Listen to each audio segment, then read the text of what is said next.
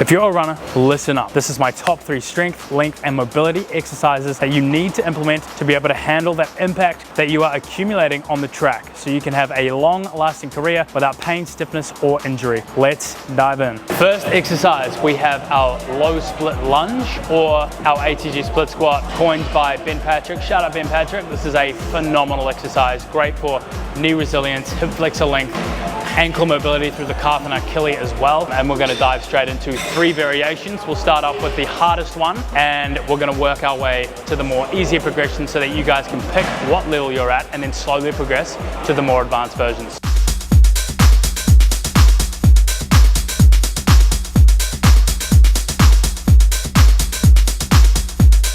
We're going to start light, baby. Safety first. All right, variation number 1, we are going barbell on flat ground. So this requires pretty immense ankle mobility, knee mobility, and hip flexor mobility. And we'll go through the easier progressions after the hard one. Oh yeah. Nice big step back, nice wide stance.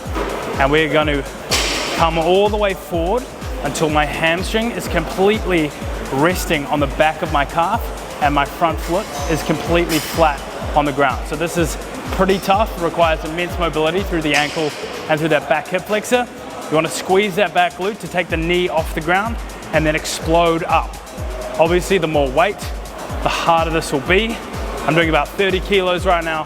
I've done sessions with about 80, 90 kilos on this, but I just finished a 22K run, so I'm taking it a bit lighter today, but still an amazing exercise to improve back hip flexor mobility, ankle mobility, and bulletproof those knees through a full range of motion.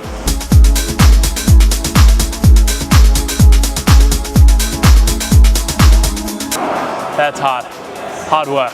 Don't worry, there are ways to regress. That's very intense, very advanced, requires immense mobility through the lower body. Let's go through some regressions so you can scale it to your own level.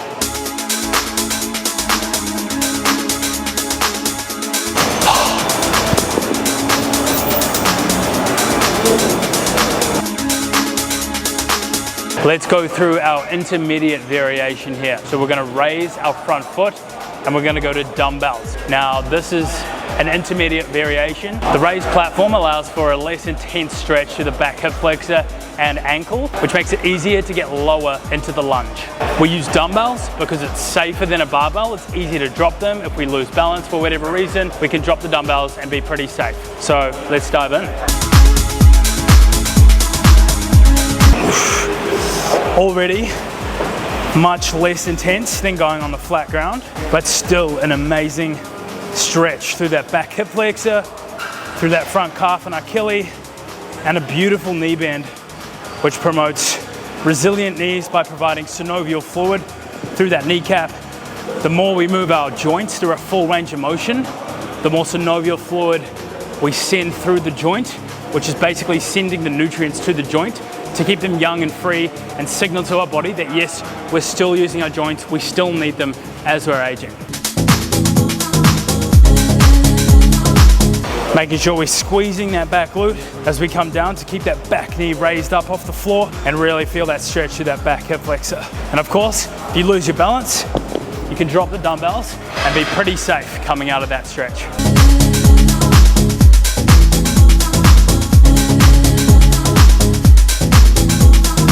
So one thing to note is to make sure you have a wide enough stance that's going to allow you to get that full knee bend, cover your calf with your hamstring. If you're too short, you're going to be overshooting.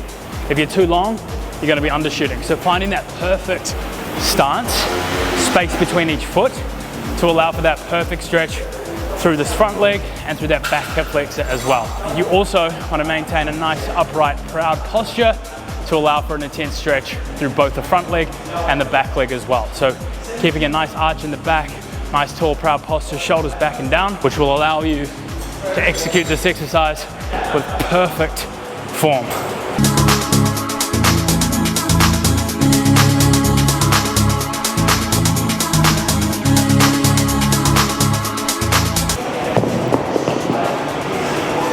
Safety is key. Use dumbbells if you feel unsafe. Variation number 3. This is your beginner variation, and what we're doing, it's pretty basic. We're gonna elevate that front foot even further to reduce the intensity of the stretch, both through the front leg and the back leg as well. I mean, you can use anything. I'm just using plates. You can use a bench, you can use a chair at home if you're training body weight. Anything that you have available to raise that front leg is gonna massively reduce the intensity of the stretch and allow you to slowly progress through those more advanced progressions. Elevating the front foot even further and going completely without body weight alone. All right, making sure you find that distance between the feet, which allows you to get a beautiful knee bend, hamstring covering calf. Once again, my foot is nice and flat to allow for some length through the Achilles and ankle mobility here. And my back knee is up off the ground. The elevation in the front foot will allow you to keep that back foot up a little bit easier than being on the ground flat.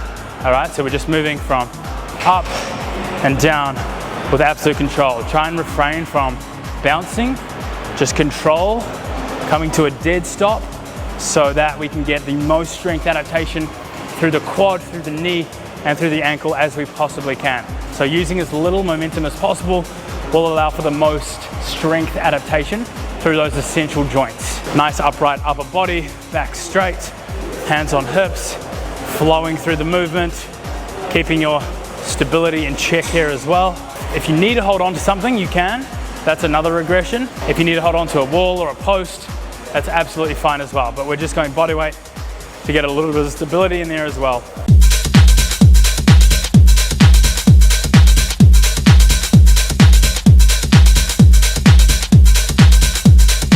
So there you have it, 3 variations from advanced, intermediate, and beginner.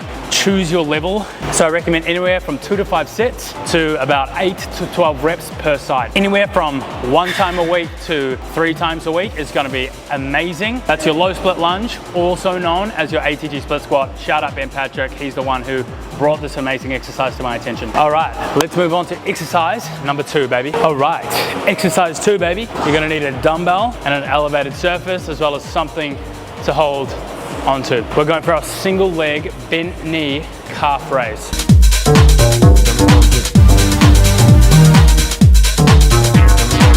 Fucking burning. Now, the reason we go bent knee is because it trains more of the soleus muscle, which is the muscle underneath this meaty part.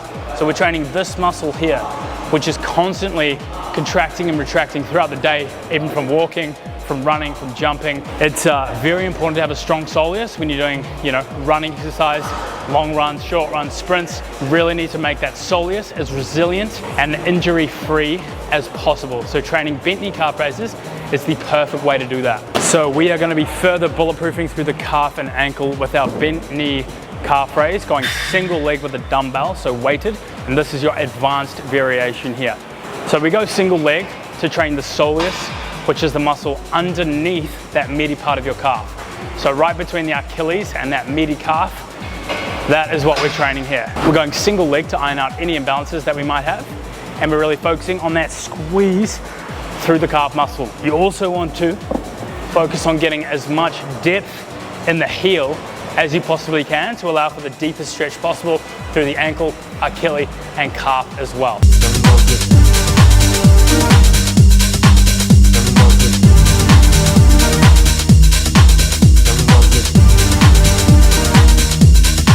Let's regress.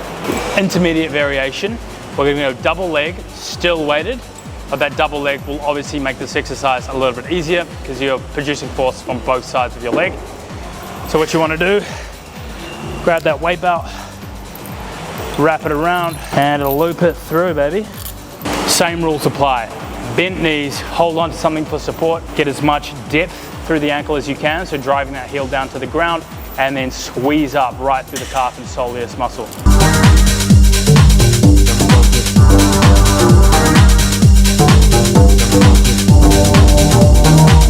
Fantastic way to strengthen that soleus, build resilient ankles, and reduce your risk of injuries through those Achilles, through the ankle joint, and through the calf as well.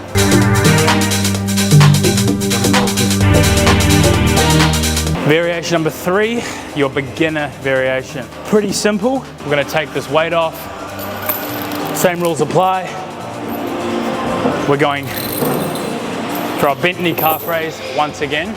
but with no weight and holding onto something for a bit of stability as well, to really focus on the stretch through the Achilles, through the ankle and through the calf, and also obviously strengthening through that area as well. Driving those heels down and squeezing up, really targeting this muscle here.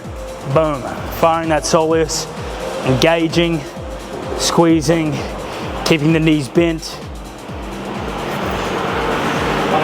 A great exercise for my runners out there. If you need to bulletproof those calves, Achilles, this is your drill, baby.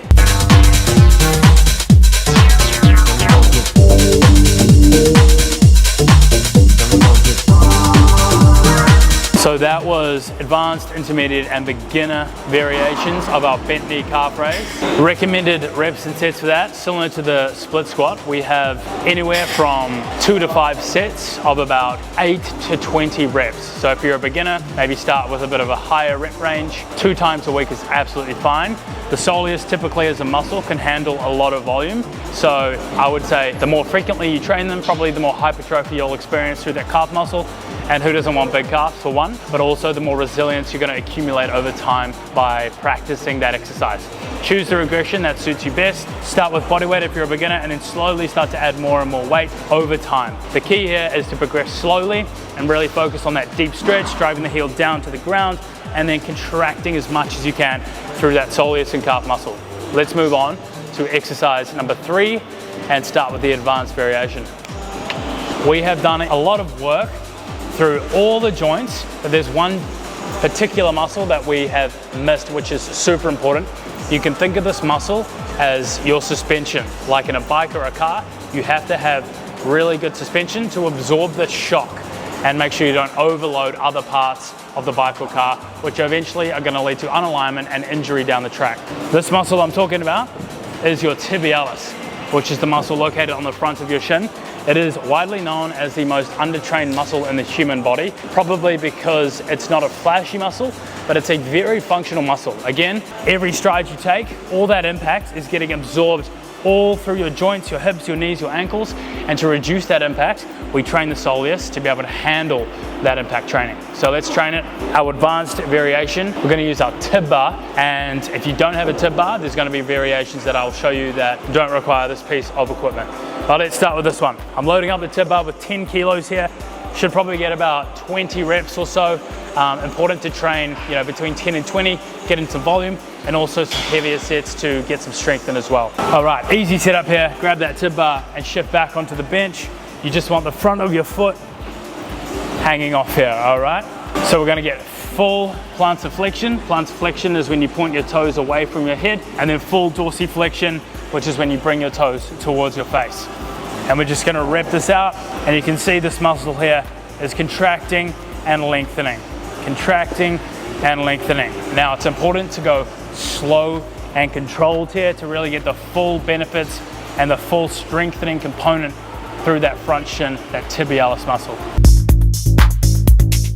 And your ankles and your hips by reducing the amount of impact that's absorbed through the joints when you take a stride and when you go for those long and shorter runs.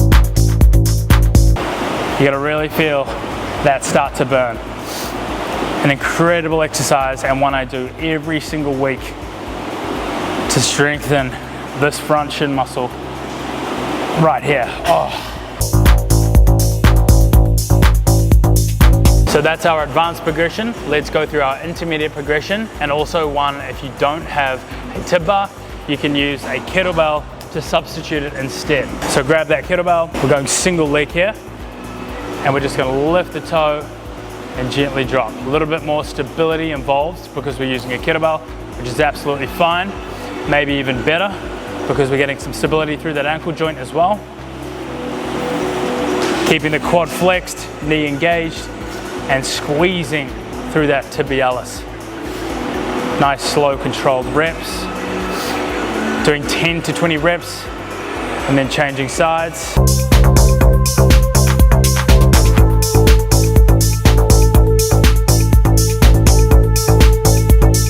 And variation number 3, your beginner variation. Bum against the wall. All we're doing is lifting our feet up, dorsiflexing through the ankle, and gently lowering down. Squeezing through that tibialis, keeping that bum planted, that back flat, quads tight, knees tight, feeling that contraction through that tibialis muscle. Really good to strengthen through the ankle joint and that shin muscle, that suspension muscle that's going to reduce the amount of impact accumulated from those impact exercises like running, sprinting, jumping, and whatever sports you may be doing, tennis, all of those. And if you need to scale this back as well, walk the feet in and it will make it much easier. If you want to make it even harder, the further forward you walk, the harder that's going to be. So that's getting really tough. So find that middle ground and get in some reps. 20, 25 reps here is a great amount to aim for.